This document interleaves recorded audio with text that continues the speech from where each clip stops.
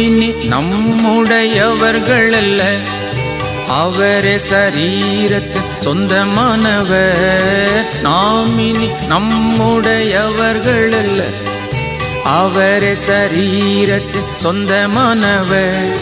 வஞ்சிக்கப்படாமல் தீட்டுப்படுத்தாமல் பரிசுத்தம் காத்து கொள்வோம், பரிசுத்த ஜாதியாக. வஞ்சிக்கப்படாமல் தீட்டுப்படுத்தாமல் பரிசுத்தம் காத்து கொள்வோம், பரிசுத்த ஜாதியாக. தேவனின் ஆலயமே, பரிசுத்த ஆலயமே, மகிமையின் ஆலயமே, நாமே அவ்வாலயமே, தேவனின் ஆலயமே.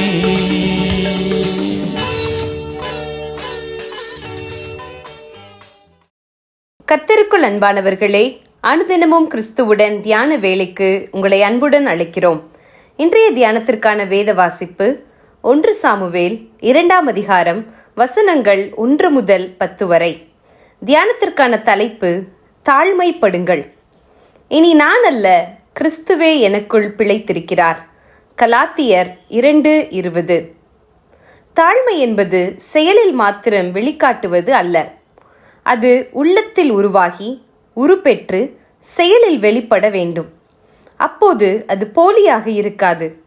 இன்று அநேகர் தாழ்மையான போக்கை வெளிப்படுத்தினாலும் தங்கள் உள்ளத்திலே கடும் போக்குள்ளவர்களாக இருக்கிறார்கள் என்பது சந்தர்ப்பம் வரும்போதுதான் விளங்குகிறது.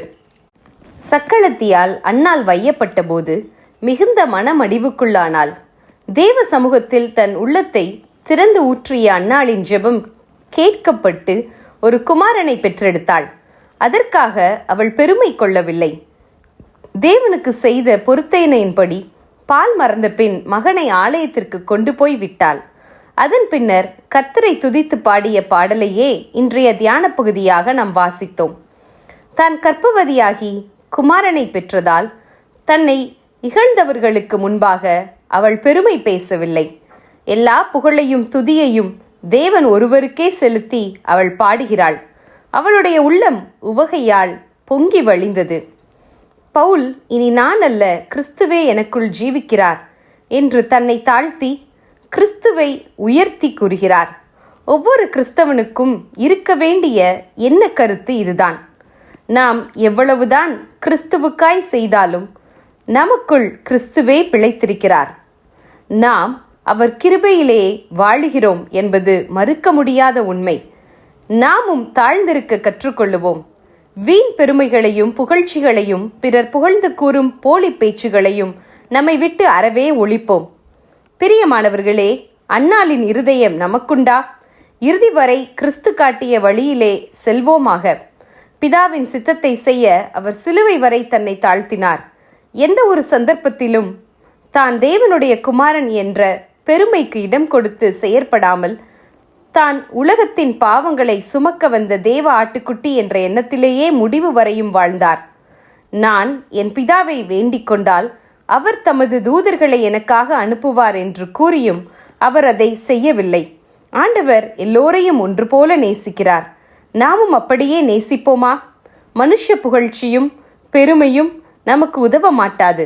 எனவே நாம் கிறிஸ்துவை போல வாழ முற்படுவோம். ஜெபம் செய்வோம். எங்கள் நம்பிக்கையாகிய கர்த்தாவே, இகழ்ச்சியின் நேரங்களிலும் அன்னாளைப் போல அவர் தாழ்த்துகிறவரும் உயர்த்துகிறவரும் ஆனவர் என பாடி துதிக்க உமது ஆவியினால் எங்களை நிரப்பும். ஆமேன்.